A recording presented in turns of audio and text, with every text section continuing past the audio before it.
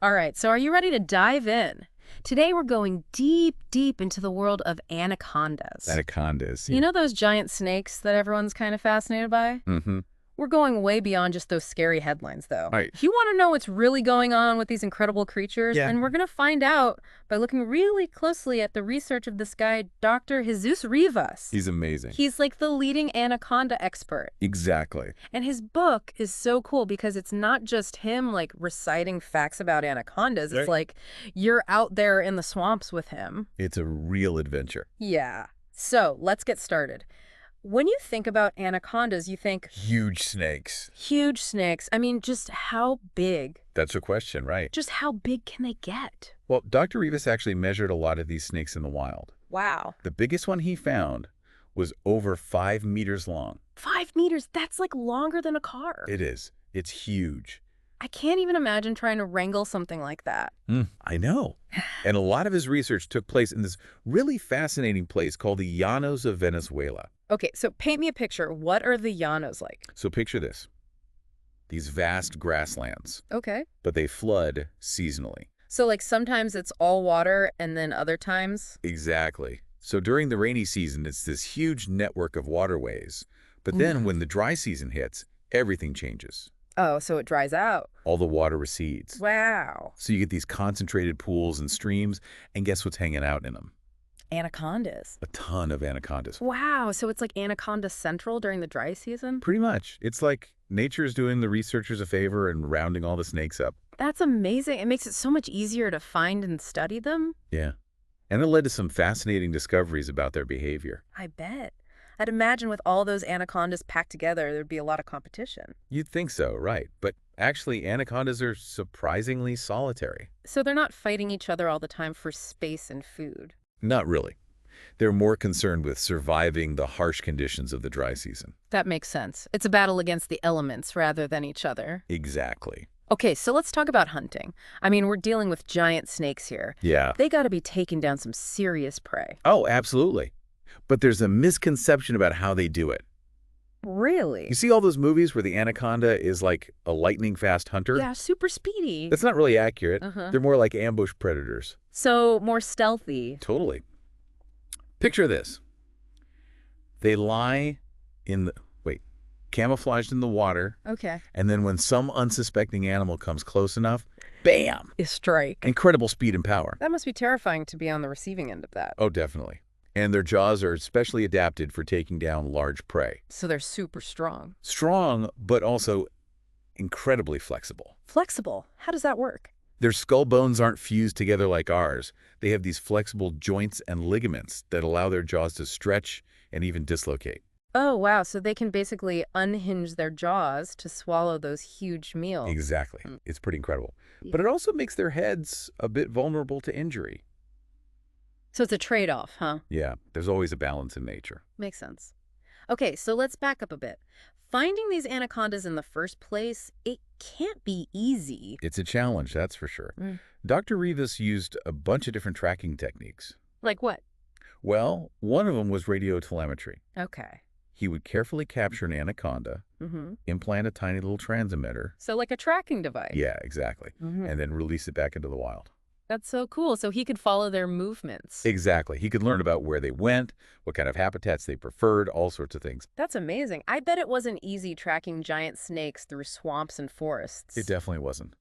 Dr. Rivas has some incredible stories about dodging caimans and navigating treacherous terrain. Wow, that's dedication. It is. He was determined to uncover the secrets of these amazing creatures. So he's like an explorer as much as a scientist. Oh, absolutely. And his research led to some pretty surprising discoveries. Like what? Well, early on, he noticed something really odd about the anacondas he was finding. What was that? There were way more females than males. Really? That's strange. It is. And it wasn't because the males were migrating out of the area or anything. Yeah, so where were all the males? That was the million-dollar question. And the answer turned out to be pretty unexpected. All right, I'm on the edge of my seat. Spill it.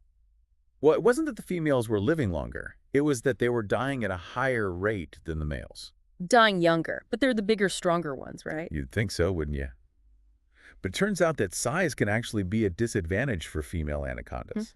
And to understand why, we need to look at their diet and what it takes for them to become mothers. Okay, now I'm really intrigued. What's the connection between their food, their size, and their survival? Well, first off, female anacondas are way bigger than males, Right. and that size difference is all about reproduction. So the bigger they are, the more babies they can have. Exactly. Bigger females can produce larger litters, which gives them an advantage in terms of passing on their genes. Okay, that makes sense. But you said there's a downside to being big. There is. Think about it. Growing that large and having a bunch of babies takes a lot of energy, Yeah, I guess so. and that energy has to come from somewhere. Mm. It all boils down to their diet. So they have to eat more to fuel all that growth and reproduction. Exactly. And that's where the risk comes in. How so? Well, to get enough energy, they have to hunt bigger and more dangerous prey. So they're more likely to get hurt or even killed while hunting. That's right. And there's another factor. After they eat a huge meal, they're super sluggish. Oh, yeah, I hadn't thought of that. Imagine trying to slither away quickly after swallowing a whole deer. Yikes. They'd be a sitting duck. Exactly. So it's a risky business for female anacondas. Wow. It's like a trade-off. Yeah, Have more babies, but face higher risks. exactly. And that brings us back to those missing males. They're not focused on being big and having lots of offspring. They're taking a different approach, a more energy-efficient one. Okay, I'm dying to know more about that, but I guess we'll have to wait for the next part of our deep dive. That's right. Stay tuned. We'll uncover the secrets of the male anaconda's strategy and delve into those legendary tales of truly gigantic anacondas. This is incredible. So we've got giant snakes, shrinking habitats, daring researchers, and this whole evolutionary tug of war between size, reproduction, and survival. And we're just getting started. We still need to explore the evolutionary history of anacondas, those ancient ancestors you mentioned earlier, and the challenges of conservation. That's right, Titanobo. I can't wait to hear more about that prehistoric giant. Stay tuned, listeners, because this deep dive is about to get even deeper.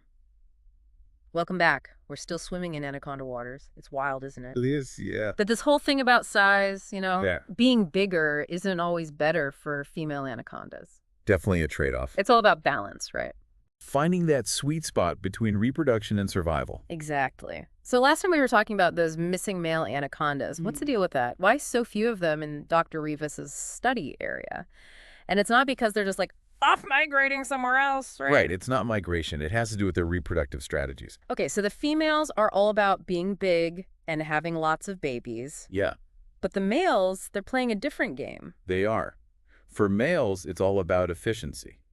So what, like, they don't need to eat as much. Exactly. They don't have to consume those massive amounts of food that the females do. So they can spend less time hunting. Yeah, and more time searching for mates. Oh, so they're covering more ground. Right, and they're smaller and more agile. So they can move through those dense environments more easily. Exactly. They can slip through the undergrowth, climb trees. It's like they're built for speed and maneuverability. Exactly. So it's like a different kind of strength. It is. They're not as powerful as the females. But they're more adaptable. Right. And it seems to be working for them, at least in terms of survival. They're not taking on those risky hunts. Yeah. Less likely to be injured or end up as someone else's meal. So it's like two different paths to the same goal. Exactly. Passing on their genes. Okay, but what about those stories we always hear about? Those Yeah. legendary, gigantic anacondas? The monster snakes. Are those just myths, or could there be some truth to them? It's a question that has fascinated people for centuries. And, Dr. Rivas has seen some pretty impressive anacondas out there. I bet. But it's hard to know what to believe with all the tall tales. Oh, absolutely. People love to exaggerate. Yeah, snake stories, they tend to grow in the telling. Exactly. So is there a limit to how big they can actually get? There are definitely factors that constrain their growth. You have to consider things like energy demands. Right. The bigger you are, the more you need to eat. Yeah. And finding enough prey to sustain that growth, it gets harder and harder. Plus just moving around with all that weight. Yeah, the physical strain would be enormous. I can imagine. It's like trying to drag a bus through the jungle. Pretty much. So there's probably an optimal size range for anacondas. Yeah, a balance point. Where the benefits outweigh the costs. Exactly. Yeah. But then you've got those prehistoric snakes, like Titanoboa. Ah, yes. Titanoboa. Now that was a giant snake. Oh, yeah, talk about epic proportions. We're talking over 40 feet long. And weighing over a ton. Can you imagine coming face to face with that thing? It'd be terrifying. It makes even the biggest anaconda look like a little worm. It does. It really shows you the incredible scale of life that's existed on Earth. Yeah. It's It humbling. makes you realize how much we still don't know. So, what can Titanoboa tell us about anaconda evolution? Well, it lived around 60 million years ago. Wow, so after the dinosaurs, Yeah, and the world was much warmer back then. there was a different environment. It was. And its massive size suggests that the ecosystems of that time could support truly gigantic snakes. Like there was enough food to support their growth. Exactly. It gives us a glimpse into a time when giants roamed the earth. Amazing. Okay, so Titanoboa is fascinating, but we've got to bring it back to the present. Right. What about the anacondas living today? What are they up against? Well, they're facing some pretty serious challenges. Like what? Well, habitat loss is a huge problem Yeah, I can imagine. as humans continue to encroach on their environments. Right. Development, agriculture, all that. It all takes a toll. The anacondas are losing the places they need to survive. It's a familiar story, unfortunately. But it's not just habitat loss, Yeah, right? you've also got pollution. Yeah. From industrial activities, agricultural runoff. Exactly. It contaminates the water, poisons the anacondas and their prey. It's awful to think about. It is. And then there's the illegal wildlife trade. People are taking anacondas from the wilds. They are. They're sold as exotic pets or for their skins. I can't imagine wanting to keep an anaconda as a pet. It's a cruel practice, and it's unsustainable. It's just decimating wild population. It is. So we need to find ways to protect these animals. Yeah, conservation is key. Absolutely. But it's not a simple task. It's not just about, like, setting aside some land and calling it a day. It's not. You have to consider the science, the economics, the politics. It's a complex web. It is. Weh. Dr. Rivas talks about this idea of farming versus harvesting as conservation strategies. Can you break that down for us? Sure. So farming anacondas, in the traditional sense, it's not really feasible. They need too much space. Yeah. And their care is pretty specialized. Right. But open farm systems, where they're raised in semi-natural environments. Like those big enclosures he talks about. Yeah. They have some potential, but they're still experimental. It's a new approach. It is. And there are ethical considerations, too. Right. You want to make sure the animals are being treated well. Absolutely. So then there's harvesting, which is basically a controlled way of taking a limited number of anacondas from the wild. And that could actually be beneficial It could, if it's done sustainably. You regulate it carefully. to make sure it doesn't harm wild populations. Exactly. But it's a balancing act, right? Trying to meet economic needs while protecting the anacondas. Exactly. And that's where the politics come in. Because you need to have the right policies in place. Yeah.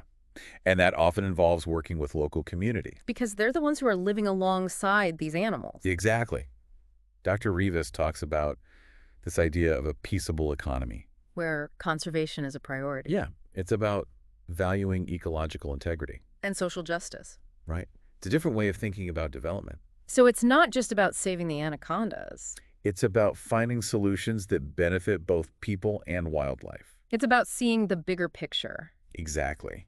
Okay, we've covered a lot of ground here. We've talked about the threats facing anacondas, Yeah. the complex world of conservation, Yeah. the need for solutions that work for everyone. It's a lot to consider. But there's one more piece of the puzzle we need to explore: What's that? the evolutionary journey of anacondas. Ah, yes. How they came to be. So let's fire up the time machine and take a trip back to a South America that was vastly different from what we see today. Okay, I'm ready. Imagine a time when South America was connected to Africa. Wow. It was part of this massive supercontinent called Gondwana, So anacondas go way back. way back, but not quite as far as the dinosaurs. No, they evolved much later. But their ancestors might have shared the landscape with those prehistoric giants. It's possible. Okay, so what happened next? How did the breakup of Gondwana affect anaconda evolution? Well, as the continents drifted apart, Yeah. South America became isolated. An island continent. Yeah. And that isolation had a huge impact on its flora and fauna. So all these unique species started to evolve. Exactly. It was like a giant laboratory for evolution. And that's where the ancestors of modern anacondas came in. Yeah, they were part of this evolutionary explosion. Wow, so anacondas are truly a product of South America's unique history. They are. And their evolution was further shaped by the dramatic geological changes that were happening. Well, the Andes Mountains started to rise. Those are huge. They are. And they created a major barrier across the continent. So it divided the landscape. It did. And it created all these different habitats. Like rainforests, grasslands. Yeah. And the rivers, they changed too. Because of the mountains. Yeah.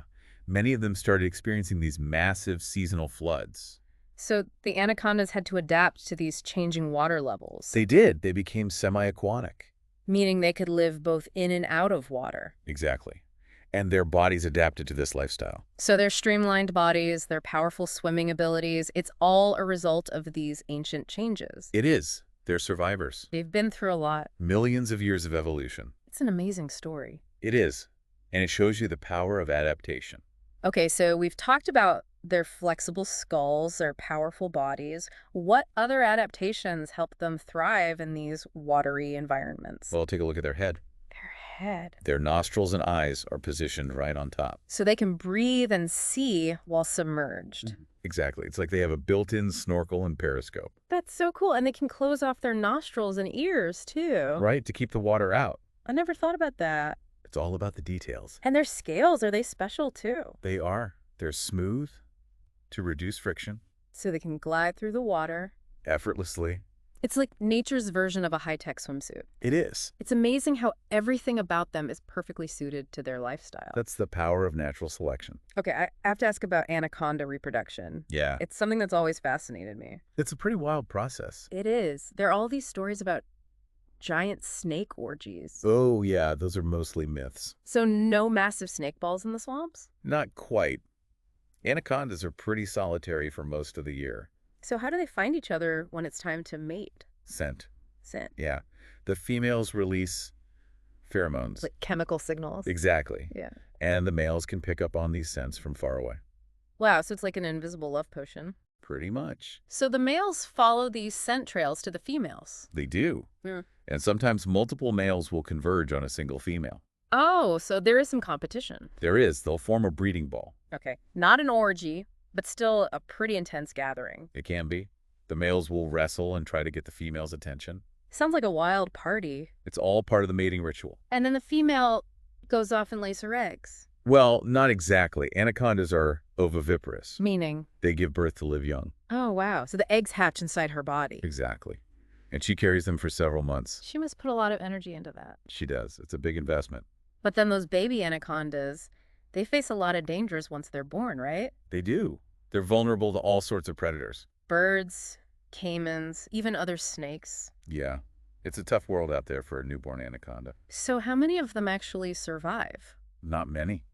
The female might give birth to dozens of offspring.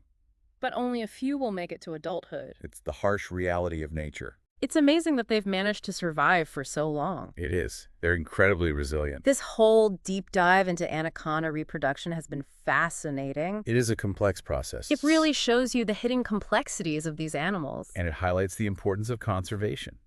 Because their future is uncertain. It is. They need our help. So as we approach the end of our deep dive, Yeah. I want to bring it back to that question that Dr. Rivas asks in his book. What will you do? What will you do to protect anacondas and the incredible biodiversity of our planet? It's a question we should all be asking ourselves. Because it's easy to feel overwhelmed by the scale of these environmental problems. I know. But we can't give up. We can't.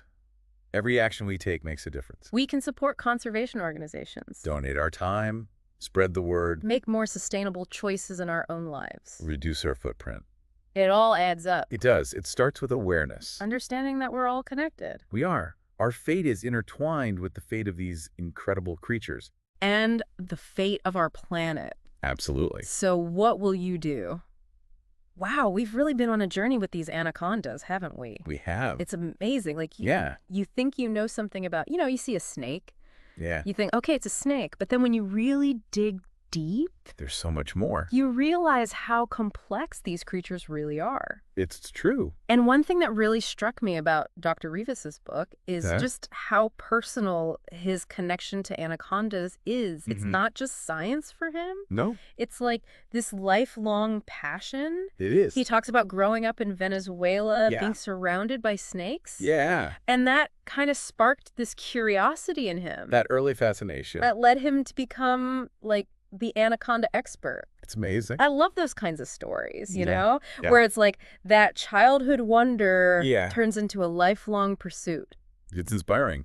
But I mean, he didn't always have it easy, right? Oh, not at all. I mean, people are often scared of snakes. They are. They think they're dangerous, pests, not these amazing creatures that deserve to be studied. Right, there's a lot of misunderstanding. And Dr. Rivas really challenged those perceptions. He did. He showed us how incredible anacondas really are. He changed the way we see them. And he's really transformed our understanding of them. Absolutely. He's debunked myths, Yeah. revealed their complex behavior. And their evolution. Yeah. And he's been a real champion for their conservation. That's so important. Because, as we've talked about, they're facing a lot of threats. Their future is uncertain. Habitat loss, pollution, the wildlife trade. It's a tough road ahead. It is. And that brings us back to that powerful question Dr. Rivas asks. What will you do? What will you do to protect anacondas? Yeah. And the amazing biodiversity of our planet. That's a big question. It is, and it's easy to feel like, Yeah. oh, what can I do? I'm just one person. Right. But we can't give up. We can't. We all have a role to play. Absolutely. Every action counts. We can support conservation organizations. Donate our time, spread the word. Make more sustainable choices in our own lives. Yeah. Reduce our impact. It all adds up. It does. It starts with awareness. Yeah, with understanding that we're all connected. We are. Our fate is intertwined with the fate of anacondas, with the fate of all creatures. And with the fate of our planet. Absolutely. So that's the challenge Dr. Rivas leaves us with. What will you do? What will you do to make a difference? Thanks for joining us on this deep dive into the world of anacondas. We hope you've learned something new and that you'll continue to explore the wonders of the natural world. And who knows, maybe you'll even be inspired to take action to protect it.